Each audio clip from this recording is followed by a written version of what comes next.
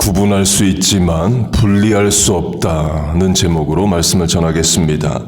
본문은 행함이 없는 믿음은 죽은 믿음이라로 행함과 믿음이 같이 있어야 된다를 말씀합니다. 그러면서 살아있는 사람은 몸과 영혼이 같이 있어야지 영혼이 몸에서 분리되면 죽는다로 비유합니다. 곧 영혼과 몸을 구분할 수 있지만 영혼과 몸을 분리시켜 놓으면 사람이 죽는 것처럼 믿음과 행함 구분할 수 있지만 그걸 분리시켜 놓으면 안 된다입니다.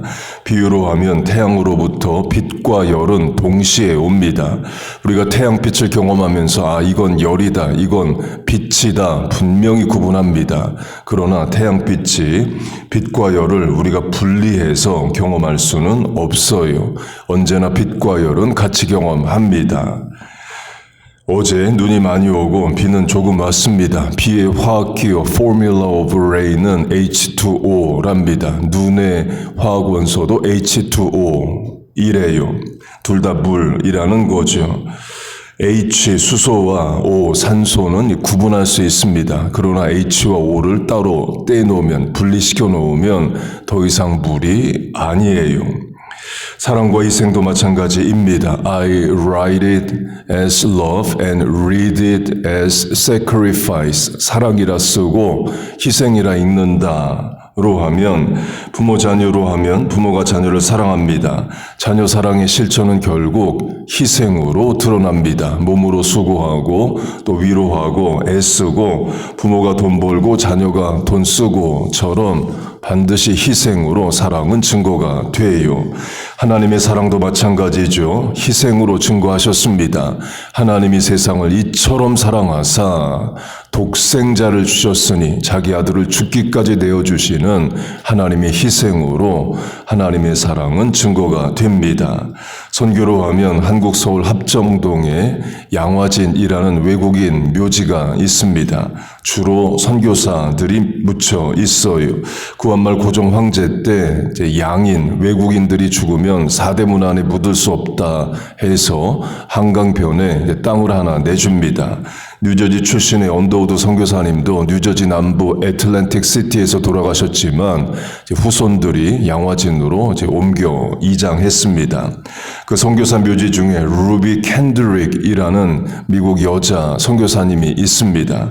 1907년에 만 25세에 조선의 선교사로 와서 그 다음에 26세의 맹장염으로 한국에서 돌아가십니다. 죽으면서 이런 유언을 남깁니다. If I had 1,000 lives to give, Korea should have them all. 내게 1,000개의 목숨이 있다면 한국이 1,000개 모두를 가져야 한다. 한국을 사랑한 분이죠. 이분의 사랑은 25살이란 그 나이에 미국에서 배 타고 조선까지 와서 그리고 살고 죽는 희생으로 증거된 거예요. 맹장염으로 돌아가시는데요. 예를 들어 미국에 있었으면 안 죽었을 수 있습니다.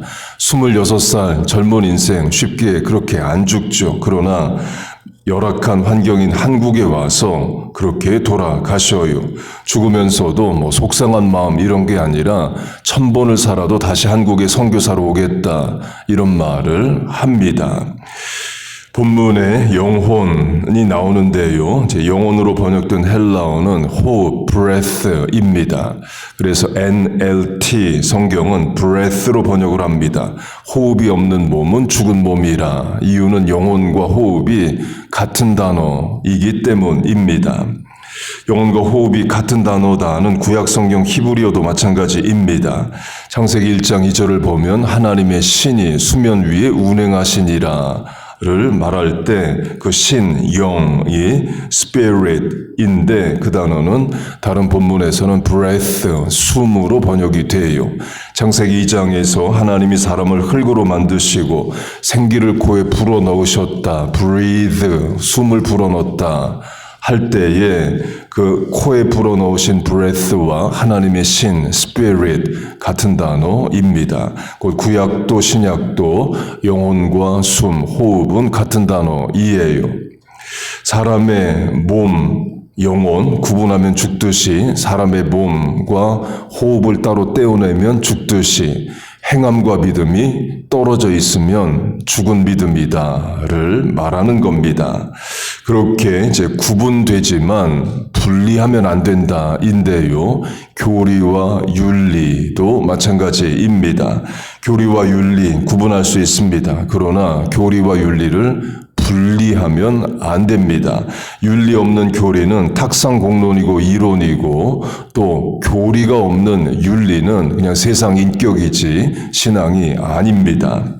로마서를 가장 교리적인 이론적인 신학 논문 같은 성경이다라고 말합니다. 또 어떤 학자는 신약 성경이 반지라면 로마서가 반지 위에 놓인 보석이다 이렇게까지 말해요. 종교개혁도 루터가 로마서를 붙잡고 일으킵니다. 그렇게 로마서가 교리를 강조하는 성경인데요. 교리만 있는 게 아닙니다. 성도의 윤리, 크리스천 에틱도 분명히 강조합니다. 그래서 로마서 1장에서 11장을 교리, 12장에서 16장을 윤리로 구분합니다. 이때 누가 나는 교리를 좋아한다. 그래서 로마서 16장까지 있지만 11장까지만 읽고 윤리 부분은 나는 안 읽겠다. 이게 잘못된 거죠. 반대의 경우도 마찬가지입니다. 그렇게 로마서가 윤리를 강조하는데요. 로마서의 윤리의 예를 들면 위에 있는 권세에 복종하라, 세상 권세에 복종하라는 말을 합니다. 이건 교리라기보다는 세상을 성도가 어떻게 살 건가의 행동 강령, 윤리이죠. 그러면서 조세, 세금을 내라고 말합니다. 조세를 받을 자에게 조세를 바치고 관세를 바칠 자에게 관세를 바치라. 조세를 부여하고 관세를 걷는 자는 권세자인 거죠. 곧 예수 믿으면 하나님 나라의 백성이 되는 거야. 하나님 나라 백성은 이 땅에 속한 게 아니야. 세상의 세금, 관세 안 내도 돼가 아니라는 겁니다. 도리어 로마서는 세금을 내라고 말합니다. 돈 문제를 성경이 다뤄요. 그리고 돈을 어떻게 다루느냐가 결국 그 사람의 윤리고 인격이죠. 물론 믿음으로만 천국에 가기 때문에 세금을 안 내도 예수 믿고 천국 얼마든지 갑니다.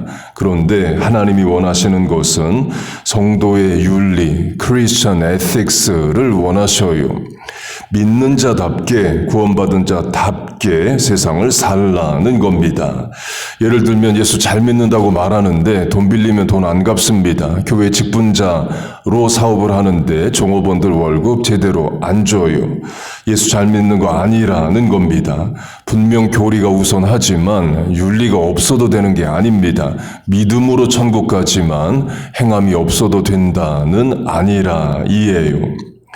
신학에 여러 부분이 있습니다. 메이저, 중요 핵심으로 여기는 것이 구약신학, 신약신학, 역사신학, 조직신학 등입니다. 마이너로 덜 중요하다 여기는 것이 이제 목회 실습, 목회 상담, 윤리학 등이 있습니다. 그렇게 구약신학, 신약신학, 역사신학, 조직신학이 메이저인데 사실 세상 사람들은, 전도 대상자들은, 불신자들은 구약신학, 조직신학을 보는 게 아닙니다. 성도의 윤리를 봐요. 예수 믿는 사람들의 삶의 윤리, 말씨, 마음, 약속 지키는 것, 언행일치 이런 것들을 봅니다. 거기서 실망하고 거기서 전도의 문이 막히는 거예요. 곧 믿음과 행함이 같이 가야 되듯이 교리와 윤리 같이 가야 됩니다. 조직신학, 윤리학 같이 가야 돼요. 어제 칼빈의 예정론을 말씀드렸습니다. 예정론은 성경에 나옵니다. 에베소서 1장을 보면 하나님이 창세 전에 우리를 택하시고 예정하사를 말하고, 로마서도 8장에서 미리 정하신 자를 부르시고, 그러니까 미리 정하셨다, 예정하셨다 성경에 나옵니다. 예정론을 교리라고 할 때에 예정론도 윤리가 따릅니다. 예정론을 행함이 없는 믿음, 윤리 없는 교리로 적용하면 이런 거예요. 하나님이 구원하실 자를 창세전에 다 정하셨다. 그리고 하나님은 그들을 알아서 부르시고 구원하신다. 그러니까 사람이 할 일은 없다. 또는 긴박성을 가지고 내가 전도 선교할 이유가 없다. 이런 게 행함이 없는 믿음, 윤리 없는 교리인 거예요.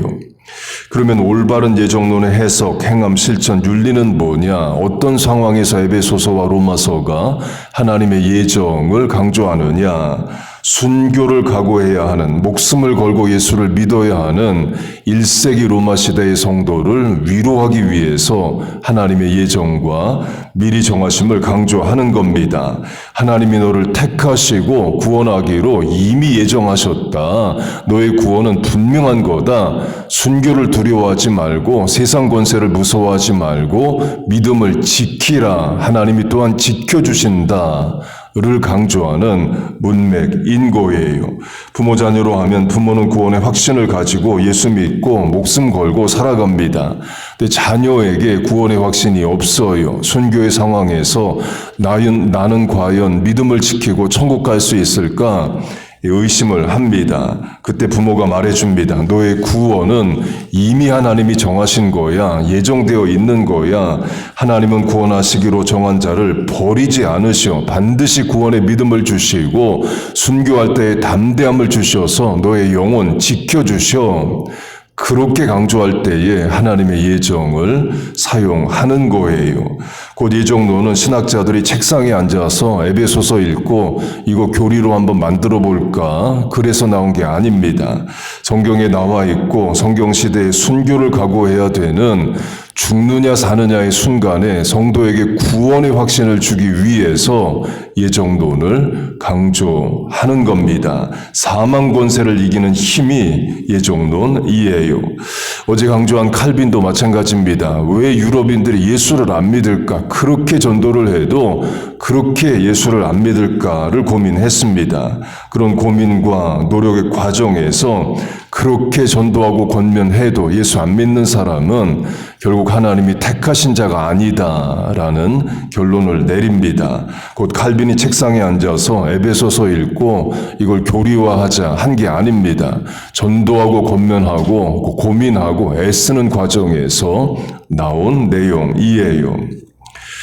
그리고 예정론의 바른 행함 실천은 반드시 전도와 선교를 열심히 하게 만듭니다. 이유는 하나님이 구원하기로 택하시고 예정하신 사람들이 있습니다. 그런데 부르시는 과정에서 나를 사용하고자 하셔요.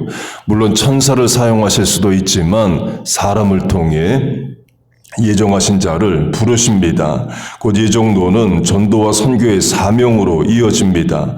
전술한 대로 하나님이 택하셨으니까 알아서 구원하시겠지, 교회가 긴박성을 가지고 전도할 이유가 없다가 아니라 도리어 하나님이 택하신 자를 부르시는 일을 사람을 통해 하시기 때문에 내가 그 사명을 감당해야 된다라는 사명을 주게 됩니다.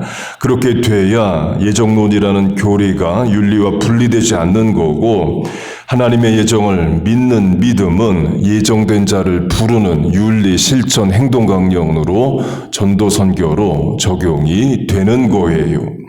말씀을 맺겠습니다. 같은 차원을 여러 이야기로 했습니다. 구분할 수 있지만 분리하면 안 된다.